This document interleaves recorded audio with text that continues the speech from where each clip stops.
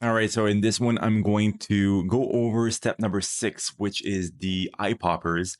And I'm going to actually do step number 6 and step number 7 in this one. So we're going to start with eye poppers. The first one is going to be enlightened eyes. So we're going to click on that one, play the actions. All right. And then we want to go over to the eyes and just add that to the eyes. So I'm just going to brush. I'm going to leave it at 100% for now, the opacity, and just brush around like this. And then I'm going to add it to the other eye as well, just like so. Then we can bring down the opacity if we want. So right now it's at 100%. So I want it to be a little bit lower than that. So maybe something like 35 would be good. Then we have the blackened pupils. So I'm gonna click on that one. And this one is going to blacken the pupil. So you're just gonna click on, you're just gonna brush in the middle of the eye where the pupil is. Right here and right here as well. And bring that one as, bring down the opacity of that one as well to about 35. Now, this is going to depend on your image and your likings, but for me, that looks pretty good. So now I'm just going to back it up a little bit like that and maybe merge or group these two together and call this one eyes. Now I can do before and after, before and after. You can see the difference here. I'm going to go and zoom in to show you a little bit more. Before, after, before, after. All right. Now, let's go over to step number 7, which is going to be artistic tools. So these ones are really, really cool. If you want to get creative and have some fun, these ones are pretty fun. So let's start with painterly soft fur. So this one, like it suggests, like the name suggests, is going to soften the fur and it's going to kind of give that painterly effect. So I'm going to click on that one, play the action.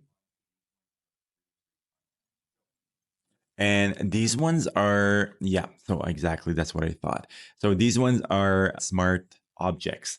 So when they are smart objects, if you want to go ahead and go back to your previous layers, you're going to go ahead and go in the small thumbnail here and double click. And it's going to open up a new document with all of your previous layers. Okay. So I'm going to close that one here and go back to my original one. So on this one here, what I want to do is soften the fur. So I'm going to add it to the mask with a white brush and just soften the fur like this.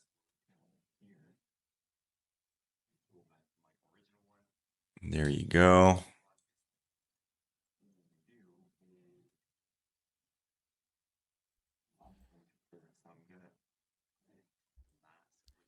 All right, so just for an example, so this looks good. If you want to bring it down a little bit, the opacity, don't bring down the opacity here.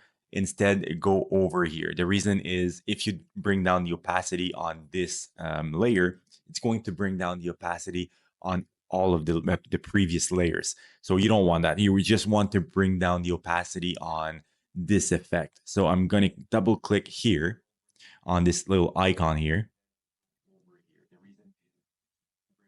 And as you can see here, opacity, you can bring it down from here. So I might bring it down to about 50% maybe. Maybe I'll bring it up to 60%. Yeah, I'll say okay. And now we can just see how it looks. So if we click on the eye beside that mask, you can see before and after. All right, so I'm happy with that. We'll go to the next one, which is scene stretch. This one is going to work best for scenes where there's trees in the background and where you can see more of the trees. All right, like this one here is a really good one to work with. So I'm going to click on that one, scene stretch. It's going to give me some information. You can read that and then click continue. This one is going to take a few moments as well. It's has quite a few steps as well, and it's going to select and mask the subject so it doesn't affect the subject. And there you go. So obviously that looks kind of weird. So we just want to affect kind of the trees, right? So on the mask, we already have a black brush. So I'm just going to I set the opacity to 100 and I'm just going to remove this part here. And as I'm going higher, I'm going to drop down the opacity to maybe 40%. And then a little bit higher, I'm going to bring it down to 20% and make it bigger, just like so. And there you go. So we can see the before and after. Before, after. So that looks really good. I might even brush again here. That looks good. I'm pretty happy with that. I might remove some here and here as well. Good. That's pretty good. So before and after. I'm really happy with that. Next is going to be foggy. So if you want to add some fog to your image, you can click on that one here.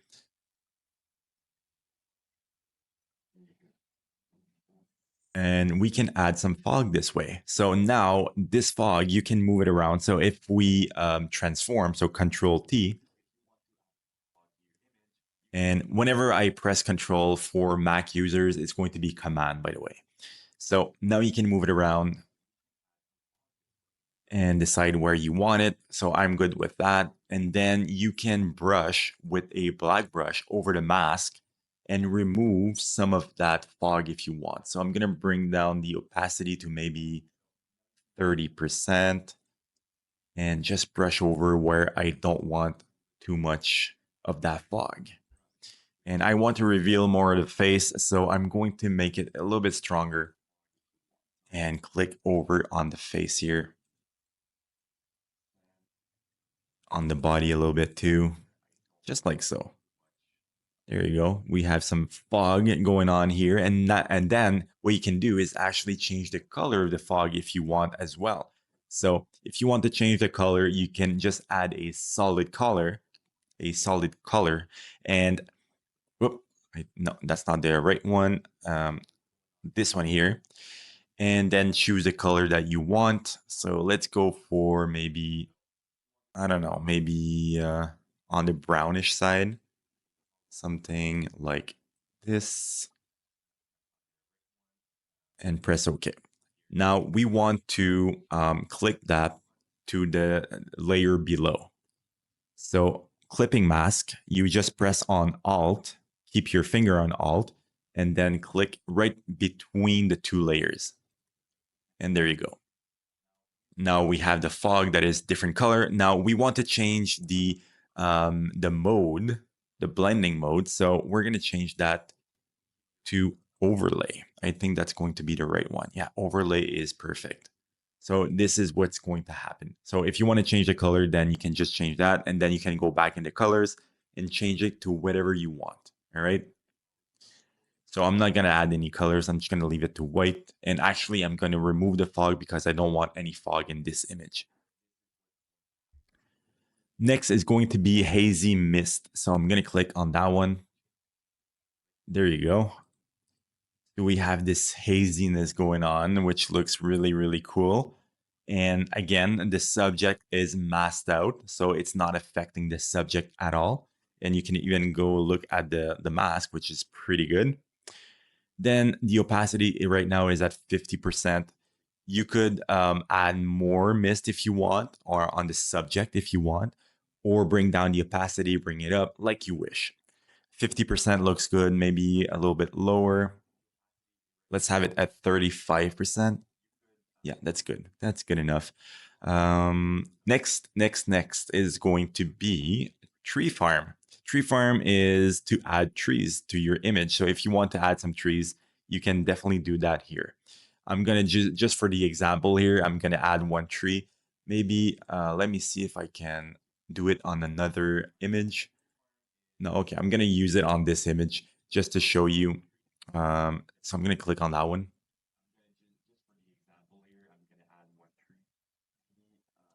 And this is going to generate some trees, some different trees, and they really look really good, actually, realistic.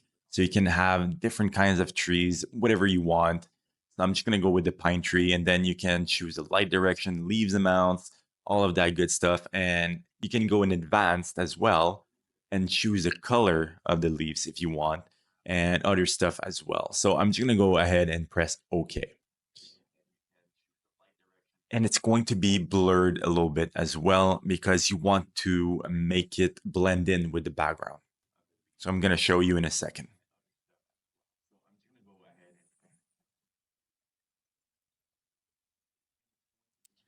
All right, there you go. So we have a tree here. We don't want it there. So we're just going to move it around.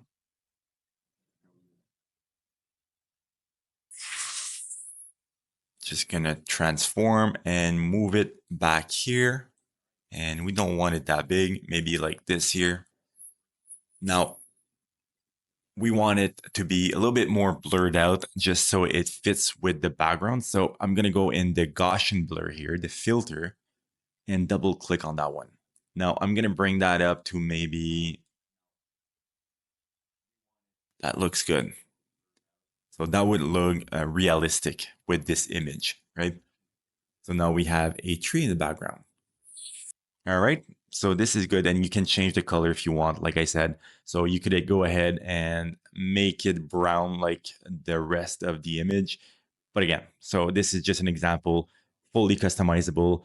And I'm just going to remove that one because I don't want any trees in this image. Next one is going to be Dreamy Brush. So I'm going to play that one. This one is going to add kind of a blurry effect to get a dreamy effect as well. So now you can just brush away wherever you want that dreamy effect. So maybe here, maybe a little bit here. And there you go. Before and not this one. On the filter here, before and after. All right. So you can use that if you want. I'm not going to use this one. So I'm going to revert back to before. All right. Now, next one is going to be blurry elements.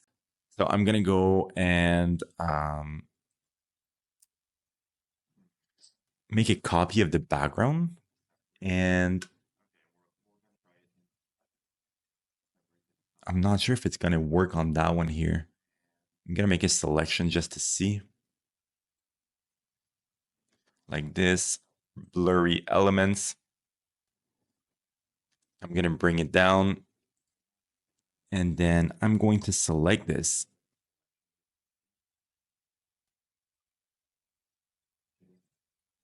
All right, there you go.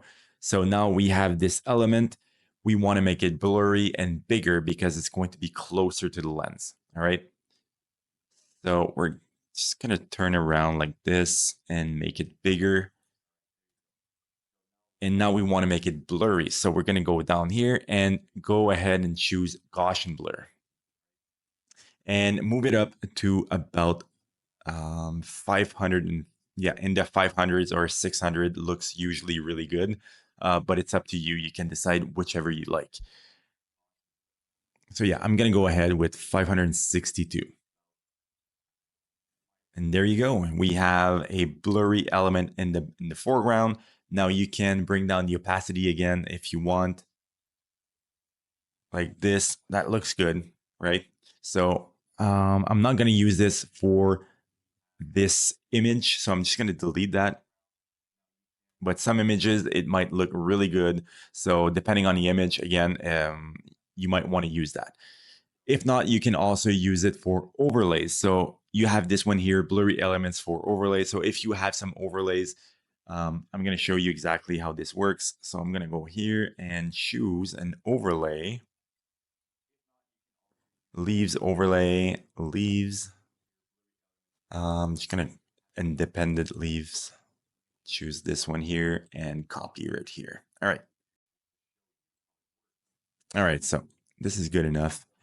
Now you can play this one here, blurry elements for overlays. And there you go. Now it's blurry and you can move it around wherever you want.